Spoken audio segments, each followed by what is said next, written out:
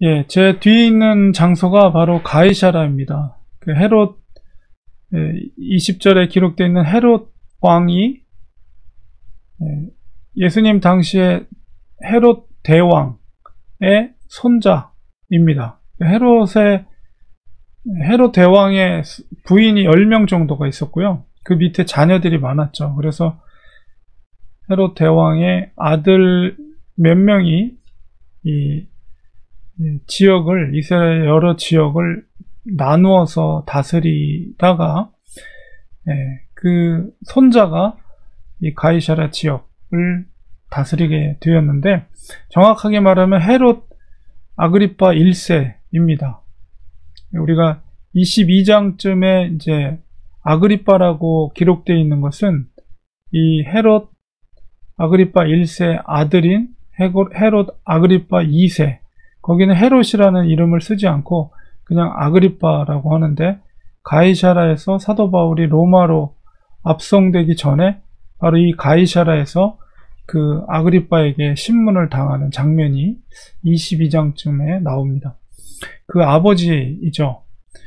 그래서 그 헤롯 아그리파가 두로와 시돈 사람을 대단히 노여했다.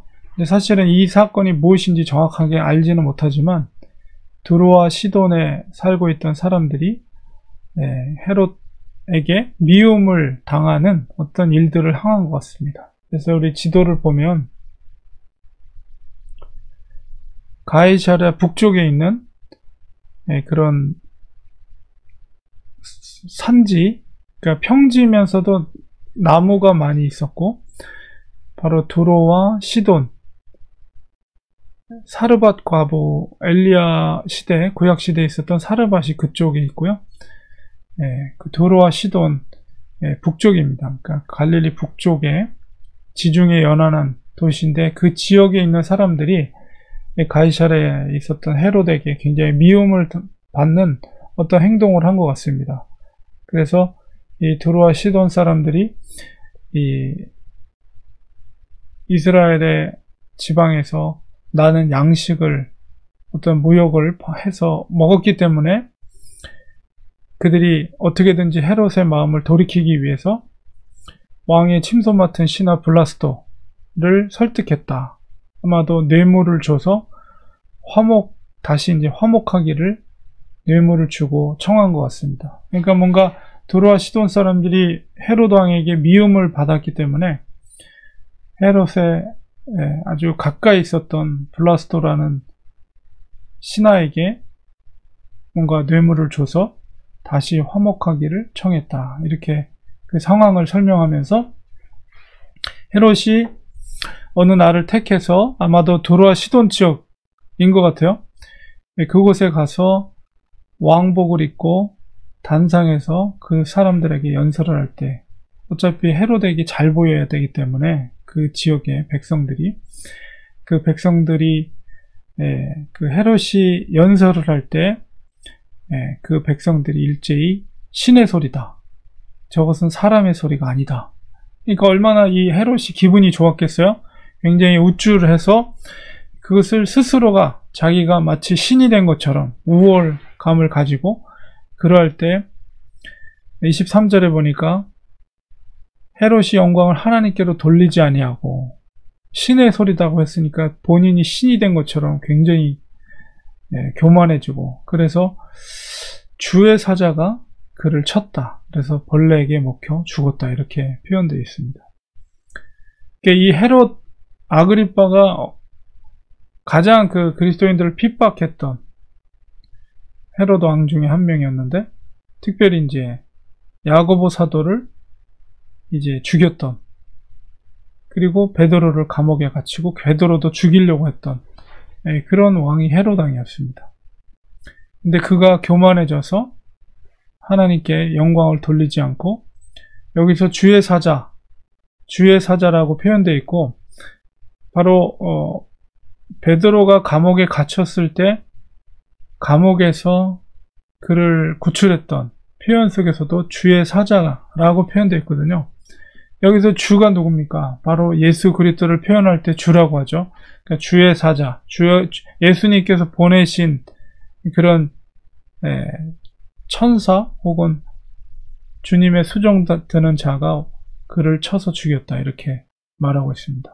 그러니까 베드로를 구출해서 살렸던 그 자도 바로 주의 사자다, 이렇게 표현되어 있거든요. 그러니까 주님께서 주도적으로 하시는 거죠. 예수님께서 주도적으로 하시는데 하나님의 사람들을 구출하는, 그를 돕고 구출하는 역할을 했고, 또한 핍박하는 그 헤롯 대왕을 벌레를 먹게 해서 쳐서 죽게 한 것도 주님께서 주도적으로 하신 것입니다. 결과적으로 하나님의 말씀은 흥왕하여 더하더라. 그리고 바나바와 사울이 이제 예루살렘에 부조하러 방문했을 때 그 일을 마치고 마가라는 요한, 그러니까 마가복음을 기록한 마가죠. 그러니까 바나바의 조카예요. 마가를 데리고 예루살렘에서 안디옥으로 돌아갔다, 이런 이제 기록이 있습니다. 그러니까 이 주의 사자가 행하심을 통해서 우리가 어떤 것을 깨닫게 되냐면, 주님께서 하나님의 복음을 흥왕하기 위해서 하나님의 사람들, 베드로와 같은 주의 제자들을, 그들을 돕고 그들이 사역을 감당할 수 있도록 길을 열어주는 역할들을 주님께서 주도적으로 하는 것뿐만 아니라 기독교를 핍박하는 악한 세력들에 대해서 주님께서 또한 주도적으로 그들을 하나님께서 즉각적인 심판을 통해서 치는 것을 보게 됩니다. 베드로를 살리는 역할은 바로 하나님의 복음이 확장되는 데 있어서, 특별히 사도 바울을 통해서 이제 13장으로 본격적으로 이제 전도형이 시작되거든요. 그래서 그 주님께서 사도 바울을 준비시키는 데 있어서 주의 사자를 통해 주님께서 주도적으로 사람들을 돕고 사람들을 세워나가고 보호하고, 때로는 그 악한 세력들을 꺾으심으로 말미암아 그 헤롯이 죽음으로 인해서 그런 급박한 핍박이 누구로 들고, 사도 바울이 전도여행, 그 3차에 걸려서 로마까지 4차에 걸쳐서 복음을 전도하는 전도 여행을 할 수 있는 역할을 하게 하고, 베드로의 생명을 구출함으로 인해서 베드로가 주도적으로 했던 역할들, 초대교회, 예루살렘 교회의 수장으로서 특별히 예루살렘 공의회를 통해서 이방인들이 마음껏 복음을 받아들일 수 있는 그런 합법적인, 법적인 절차의 수장으로서 역할을 함으로 인해서 사도 바울이 최전방 이방인 전도를 위해서 이렇게 노출되는 것이 아니라 베드로가 그 모든 역할들을, 사도 바울이 어떤 전도적인 역할을 할 수 있는 모든 법적인 역할들을 베드로가 하게 된 거죠. 그러니까 주님께서 그 모든 역할들을 자연스럽게 할 수 있도록 모든 것을 준비해 나가는 것을 보게 됩니다. 그러니까 하나님의 일하심이죠. 주님의 일하심이죠. 그리고 이제 그 모든 것들이 헤롯이 죽고 베드로가 살아나고 예루살렘 공의회를 통해서 이방인들이 믿음을 통해서, 행위가 아니라 믿음을 통해서 구원에 이를 수 있다는 어떤 교리적인 것들을 법적으로 이제 인증을 받게 하는 역할들을 베드로가 하게 하고, 자연스럽게 바나바와 바울이 이제 복음을 전도하는, 안디옥 교회에서 선교로서 파송하고 또 마가를 데리고 1차 전도 여행을 떠나게 되는 그런 역할들을 이제 자연스럽게 연결되게 되는 것이죠. 그래서 우리가 처음에 봤던 사도행전의 그런 구성적에서 이제 12장이 이것으로 마무리가 되고, 이제 13장으로 넘어가면서 이제 본격적인 바울의 전도 여행이 시작되게 됩니다. 그래서 이것을 통해서 우리가 정말 두려워해야 될 것이 무엇인가 라고 했을 때, 우리가 주님의 어떤 하나님의 사랑이 많으신 하나님이기도 하지만 또 공의로우신 하나님이시다. 즉각적으로 하나님은 그 대적들을 바로 심판하시고 꺾으시는 하나님, 주님의 그 모습을 보게 되면서 우리가 정말 두렵고 떨림으로 주님의 사역, 주님을 섬기는 역할들을 우리가 해야 되고, 주님께서 주도적으로 하나님의 나라의 확장과 복음의 확장을 위해서 그 역할들을, 하나님의 사람들을 보호하고 지키시고 또 악한 대적의 세력들을 꺾으시는 하나님의 강력하신 일하심을 보게 됩니다. 그래서 정말 우리가 주님을 두렵고 떨림으로 우리가 이 일들을 감당해 나간다. 오늘날 이 시대도 역시 마찬가지. 우리가 당장에 우리가 그리스도인들이 연약해 보이고 정말 보잘것없고 그냥 힘없이 당하는 것처럼 보이지만 주님은 그 모든 것을 지켜보고 계시고 공의로우신 주님이시기 때문에 이 땅에서의 그 모든 일들에 대한 심판주로서 반드시 그 행한 일을 심판하신다는 것입니다. 그렇기 때문에 우리가 정말 두렵고 떨림으로 어떻게 이 땅에 살아가야 될 것인가 라고 했을 때 하나님을 전적으로 신뢰하고 의지하고 하나님이 이 땅에 지금 2020년 이 시대를 우리가 왜 하나님이 이 땅에서 살게 하시는가에 대한 분명한 사명감을 가지고 하나님은 지금도 일하고 계십니다. 초대교회 당시에 베드로를 살리시고 헤롯을 죽이시고 그 복음을 전하는 일을 위해서 사람을 만나게 하시고 모든 상황과 환경을 조성하시고 이끌어 가신 그 하나님은 지금도 그 주님께서 일하고 계신다. 주의 사자들 통해서 하나님의 사람들을 보호하시고 지키시고 또 악한 세력들을 꺾으시기도 하고 모든 상황 가운데 사람들을 만나게 하시고 이런 일들을 지금도 주도적으로 주께서 하고 계신다는 사실을 우리가 기억해야 됩니다.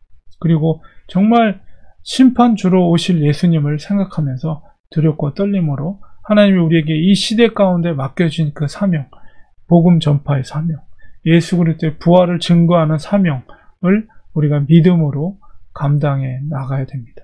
하나님은 지금도 주의 사자를 통해 하나님의 사람들을 보호하시고 지키시고 하나님의 복음이 확장될 수 있도록 하나님의 일들을 이루어 가신다는 사실을 우리가 2000년 전에 있었던 초대교회 모습이지만 이 역사가 바로 지금 이 시간 속에서도 이루어지고 있다는 사실을 우리가 기억하면서 우리가 어디에 우리의 삶의 목적을 두고 살아가야 될 것인가 이런 것들을 다시 한번 이 말씀 속에서 우리가 두렵고 떨림으로 이 사명들을 감당해내는 우리가 되어야 되겠습니다.